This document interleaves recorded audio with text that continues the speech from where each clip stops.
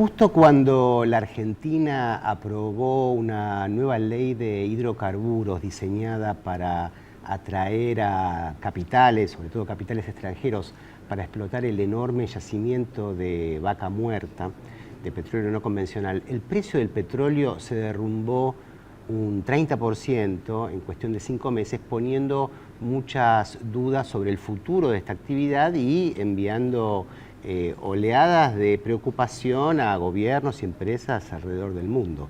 Este será nuestro tema de esta noche en Asuntos Públicos, porque, Mabel, bueno, el petróleo, se sabe, ha explicado todas las guerras, o casi todas las guerras, ¿no? Entre otras cosas, los últimos por lo menos 200 años en el mundo, y tiene una importancia económica y geopolítica fundamental. Bueno, los cambios recientes son muy significativos, ¿no? El descubrimiento de petróleo en Estados Unidos, que no tenía, y justamente todo el armado económico y político y geopolítico de Estados Unidos estaba ligado con cómo abastecerse de este bien escaso. El descubrimiento de petróleo no convencional y la creciente producción de Estados Unidos ha cambiado muchísimo el escenario, lo mismo que ha cambiado el escenario la creciente demanda china por el predominio chino. O sea que son cuestiones geopolíticas que se tienen que medir también, no solo en el corto plazo, sino a mediano y largo plazo.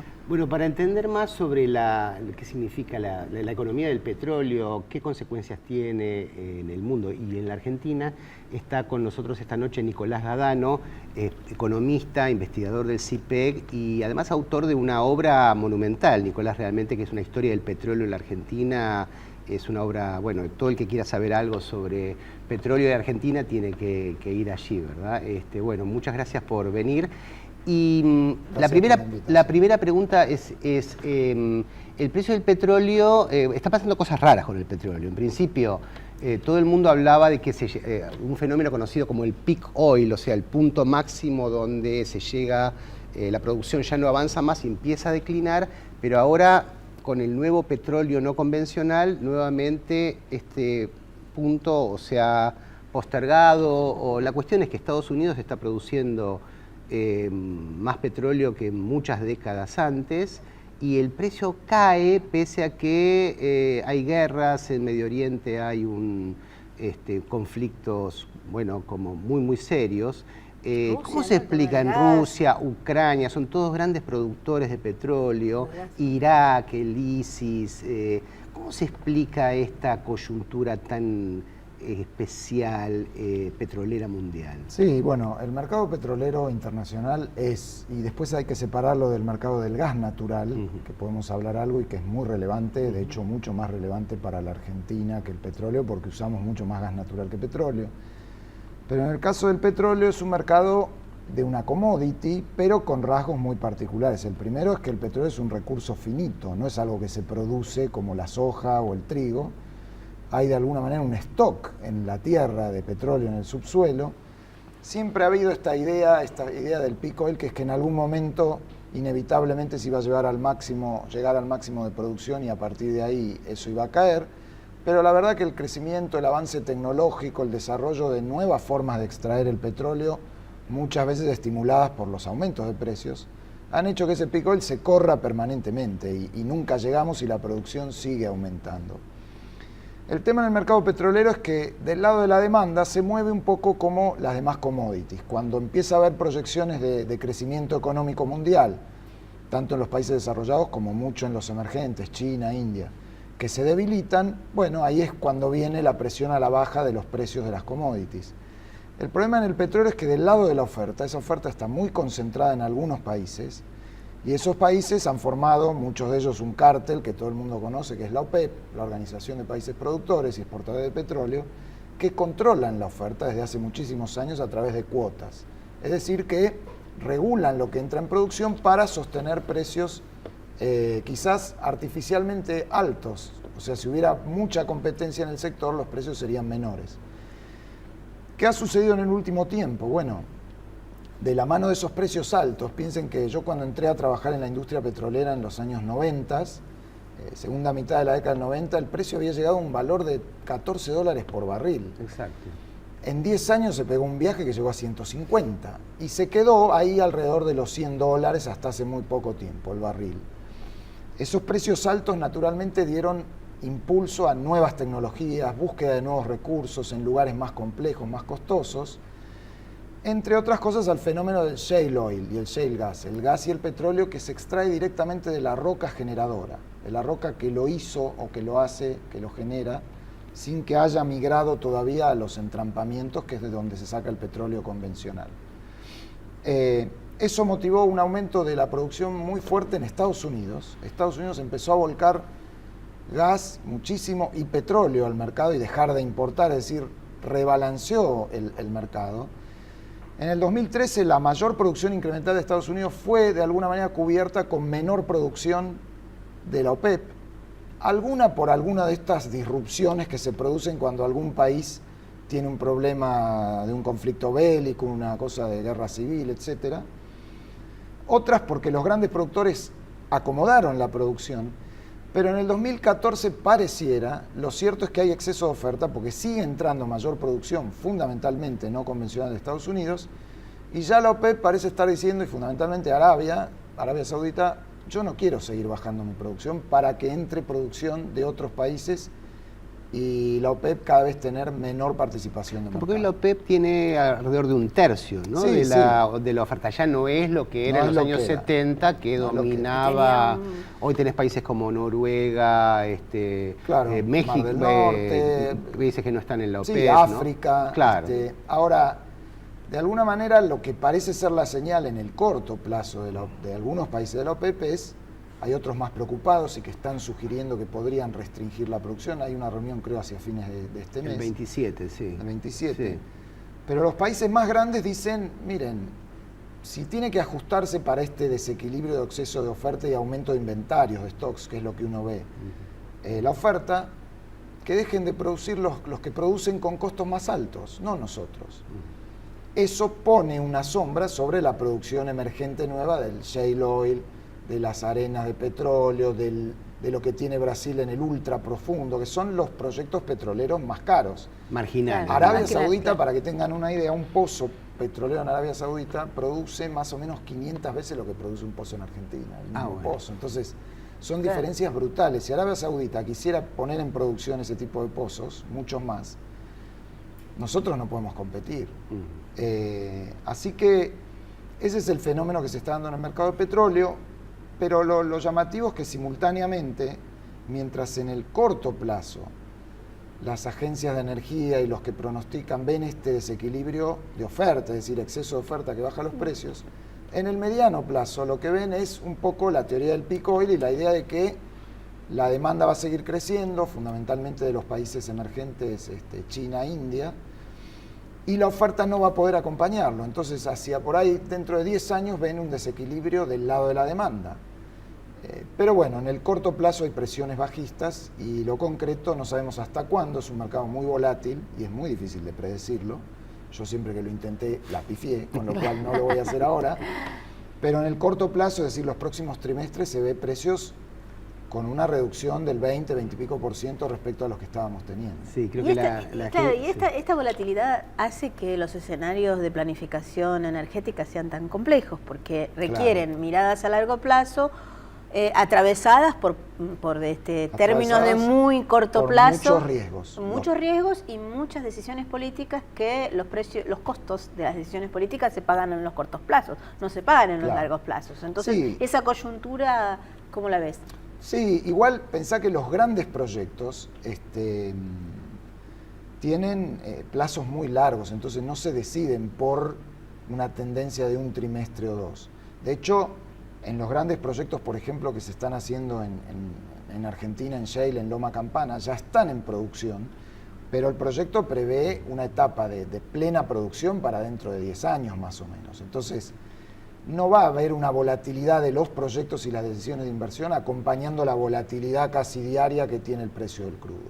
O sea, se ven tendencias más de mediano o largo plazo. No se decide entrar o salir de un proyecto en cuestión de semanas o meses. de todos modos, el escenario de un precio del crudo un poco más bajo a los proyectos más petroleros en todo el mundo sí los obliga a revisar, a ver de qué manera bajar los costos, etcétera, ¿no? Se postergan, por ejemplo. O se pueden postergar. Creo que ya hubo algún anuncio de proyectos muy caros en Malvinas, claro, exploratorios de empresas internacionales. O el petróleo en el Ártico también, claro. Realmente proyectos marginales, sí, con costos muy altos. Claro, y con mucho riesgo, y entonces si se le agrega además un riesgo de precios a la baja, ya por ahí se postergan, efectivamente. Claro, está bien. Vamos haciendo más foco ahora en la Argentina, entonces. La nueva ley de hidrocarburos, a tu juicio, ¿es una herramienta válida? ¿Va a ser importante para desarrollar los recursos petroleros, así como está planteado? Sí, yo creo que es una herramienta positiva. Era condición necesaria para desarrollar determinados proyectos, porque me parece que atendió a dos elementos muy importantes que no estaban previstos en la legislación que teníamos, que es la vieja ley 17319, que es del año 67. Esas dos cosas son, una es un cambio central en la gestión de los hidrocarburos, que es que el dominio, es decir, los hidrocarburos en la Argentina son del Estado, lo que está en el subsuelo es del Estado, pero ese dominio pasó del Estado federal, nacional, a los estados provinciales, por la reforma constitucional del 94, pero eso se concretó en el 2006-2007, con la llamada Ley Corta, que reguló esa transferencia. La Ley de Hidrocarburos del 67 estaba armada para un esquema en donde el Estado federal manejaba todo. Con la sanción de la Ley Corta y esta transferencia, hubo un periodo de algunos años en donde quedó una suerte de vacío, en el que yo creo que algunas provincias se extralimitaron en cuanto al ejercicio de su dominio, y hubo resultados muy negativos. Por ejemplo, la mayoría, una gran parte, más de la mitad de los permisos exploratorios que se otorgaron en las provincias después de la Ley Corta, se otorgaron a empresas que no tenían antecedentes petroleros. Claro.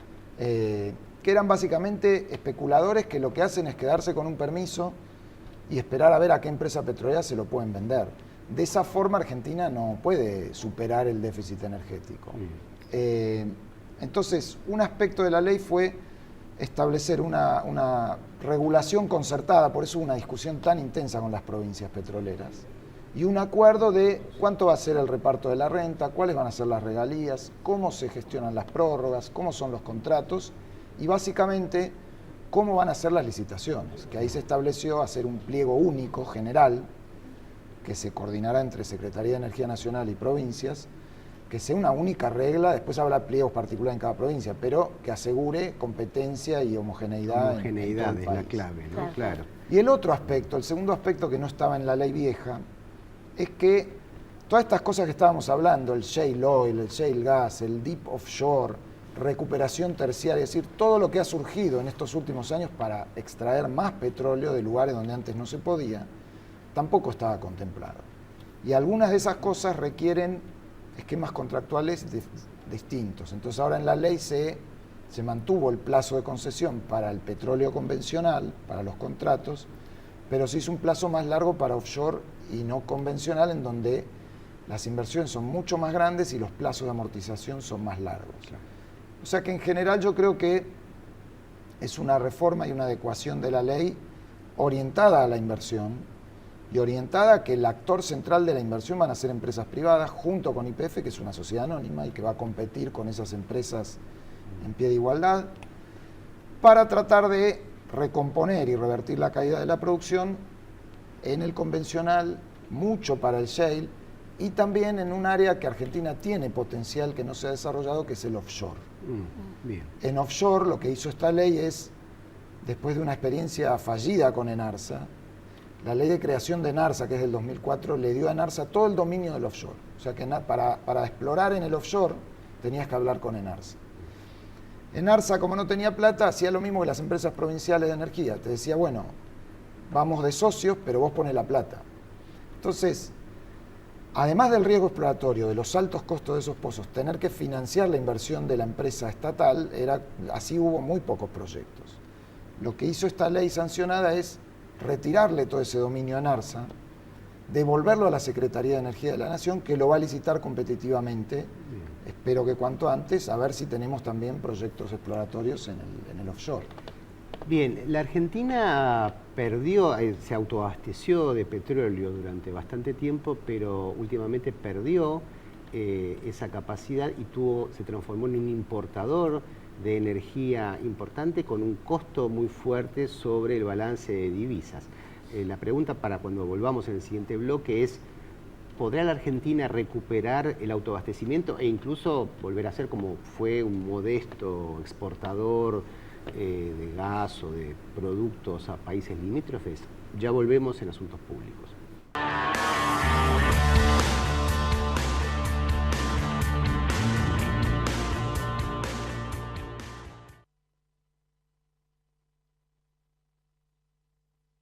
Auspicia este programa, Claro.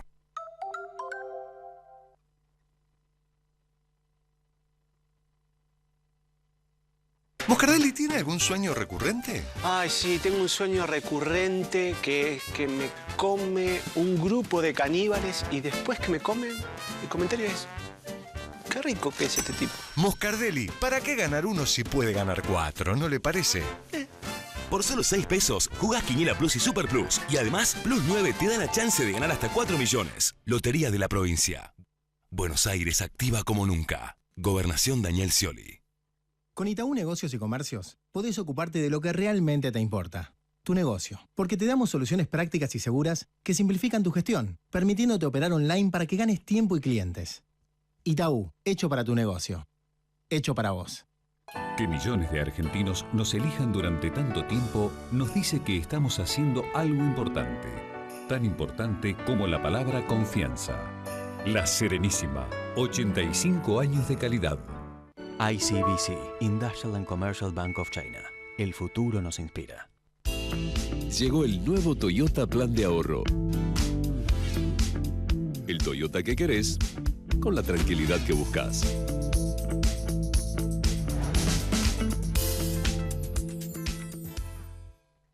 Todos nuestros clientes son millonarios. Tienen propiedades en el exterior. Se codean con artistas. Se dan todos los lujos.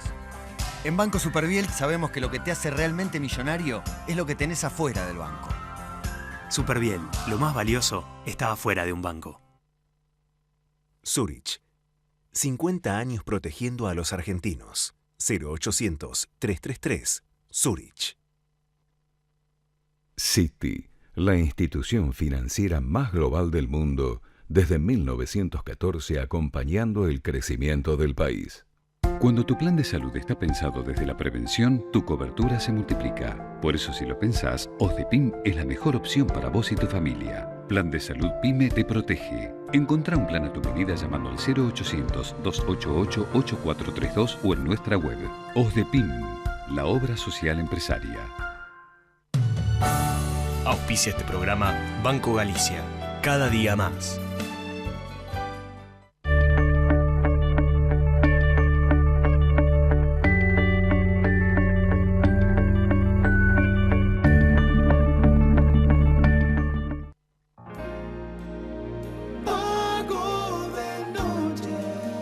Paga de noche.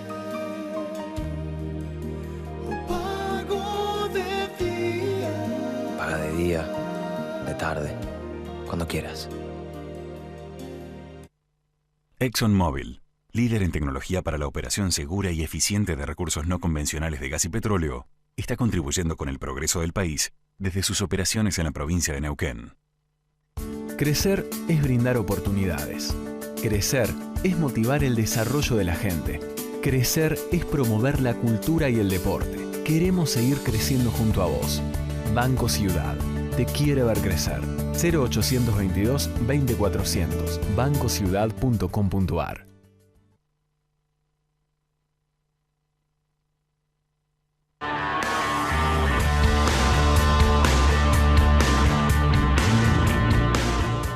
Seguimos en Asuntos Públicos, hoy haciendo foco sobre el petróleo, y había quedado la pregunta en el último bloque para nuestro invitado Nicolás Gadano.